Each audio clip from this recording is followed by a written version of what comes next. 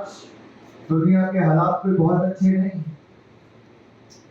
आज दुनिया भर के देशों में देखिए, यूक्रेन रशिया के बीच में युद्ध चल रहा है, इजराइल हमास के बीच में युद्ध चल रहा है, इजराइल का फिलिस्तीन के साथ झगड़ा चल रहा है, और अब ईरान और इजराइल के युद्ध के कारण ऐसी तनाव जैसी स्थितियां पूरी दुनिया में बन गई, जहां पर ये चिंगारी न जाने कहां कहां फूटेगी।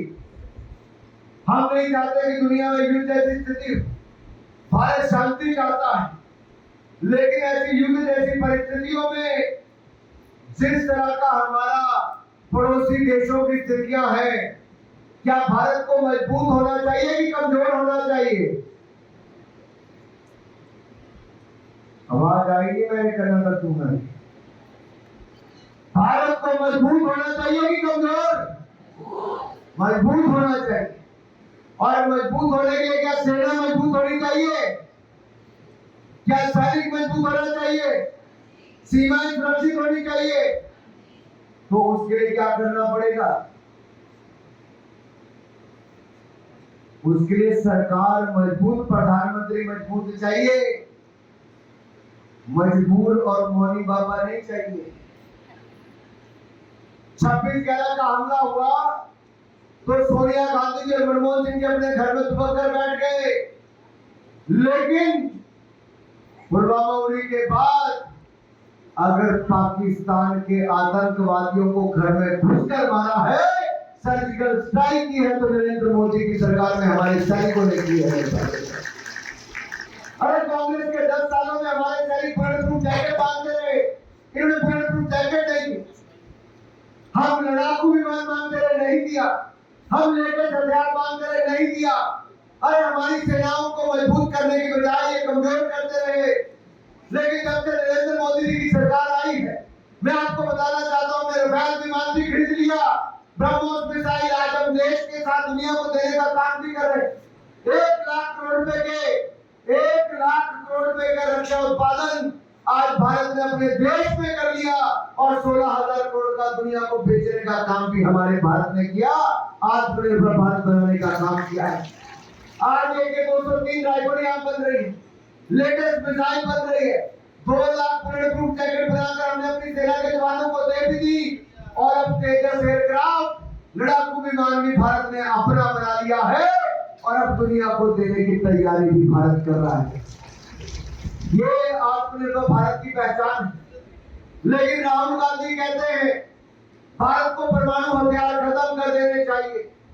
अरे राहुल गांधी जी, भारत के हित में हो कि दूसरों के हित? सम्मान निधि जो 6,000 रुपये आपको साल का मिलता है किसानों को, इसमें 80% SC ST OBC।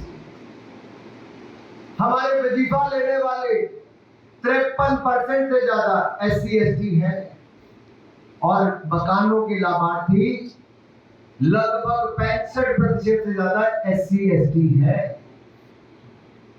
Rahul Gandhi ji, जितना आपने और आपके परिवार, आपकी पार्टी ने 60 साल में नहीं किया, नरेंद्र मोदी ने उससे ज्यादा अनुसूचित जाति, जनजाति, पिछड़ा वर्ग और आम जनता के लिए, गरीब जनता के लिए किया है। आप लोगों को डराने धमकाने इसकी बात छोड़ दें। मेरा निवेदन आप सबसे एक और है, चुनाव आएंगे, बहुत भय और भ्रम फैलाए जाएंगे।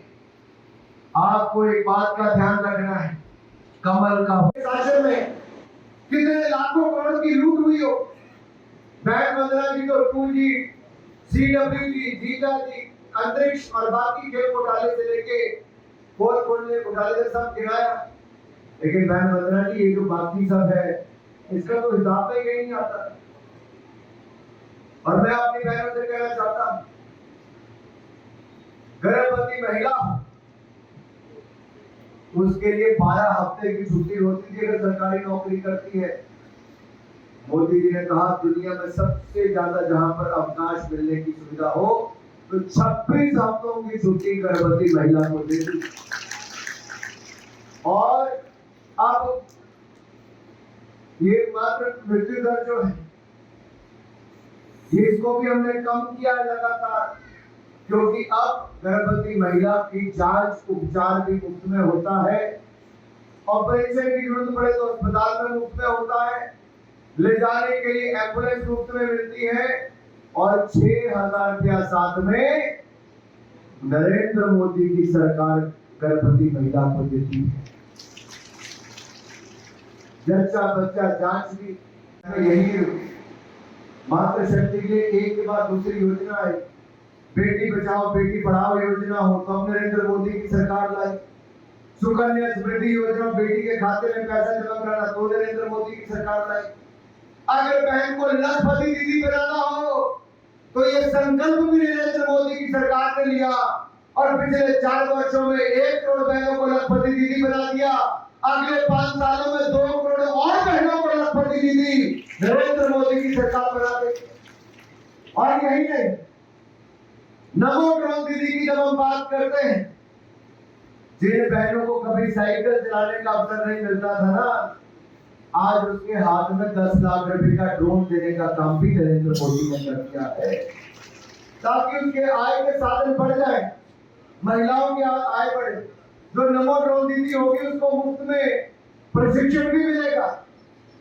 उसको जब पायलट बनेगी तो 15,000 रुपया मिलेगा, को पायलट को 10,000 रुपया मिलेगा और जो रिपेयर करने वाली होगी उसको भी अपनी कमाई के साधन।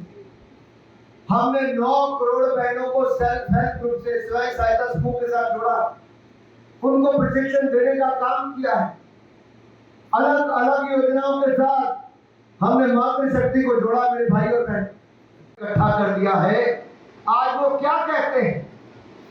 आज वो कहते हैं कि भाजपा आएगी तो लोकतंत्र खत्म कर देगी। मैं आपसे पूछता हूं, क्या भारतीय जनता पार्टी 10 साल से देश में थी तो क्या लोकतंत्र खत्म हुआ कि मजबूत हुआ? अरे जम्मू कश्मीर में कभी चुनाव नहीं थे, पंचायती राज के, हमने वहां पर भी चुनाव करवाए।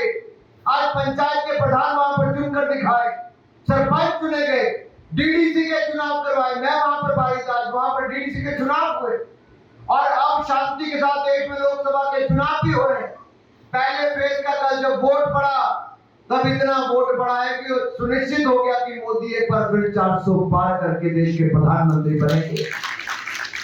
और ये जो राहुल गांधी, लालू प्रसाद यादव जी और ममता बनर्जी से लेके बाकी झूठ बोल रहे हैं कि लोकतंत्र खत्म होगा, मेरे भाई और बहनों, उनको मैं कहना चाहता हूं, मोदी जी के तो आगे पीछे कोई नहीं।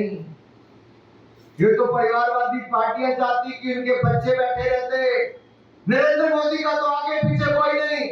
ये तो भारत को उतना आगे बढ़ाकर छोड़ना चाहते हैं कि आज के युवाओं को ऐसा देश मिले जो सदा आगे ही बढ़ता जाए और मेरा भारत विकसित भारत बने। ये कहते हैं कि हम बाबा साहब अम्बेडकर के, इनका आरोप है, कहते हैं कि हम बाबा साहब अम्बेडकर के संविधान को बदल देंगे। अरे भाई, राहुल गांधी जी, राजीव गांधी जी का भाषण सुनो, जो कह रहे थे कि मैं संविधान एक नहीं कई बार बदलूंगा, और राजीव गांधी जी ने बदला। कांग्रेस के नेहरू जी ने, इंदिरा जी ने, राजीव गांधी जी ने और डॉक्टर मनमोहन सिंह जी ने भी 62 बार संविधान में संशोधन किया, 62 बार। हमें करना तो हम कर देते 10 साल।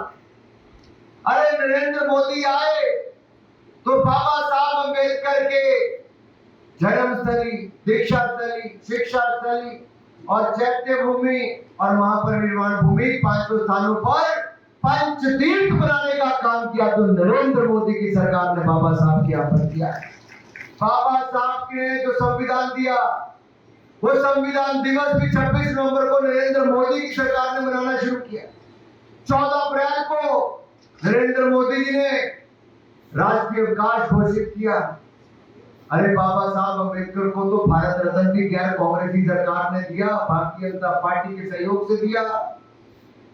कांग्रेस ने तो बाबा साहब अम्बेडकर को अपमानित किया, प्रताड़ित किया और अपनी पार्टी से बाहर किया, उनको चुनाव हरवाए और राजनीति छोड़ने पर मजबूर किया। ये तो गैर कांग्रेसी सरकार है, भारतीय जनता पार्टी सरकार है जिसने बाबा साहब अम्बेडकर को मान सम्मान दिया। और मैं आपसे एक निवेदन करने आया, आंकड़ा देकर बताता हूं। ये जो प्रधानमंत्री फसल बीमा योजना है, इसमें 71% लाभार्थी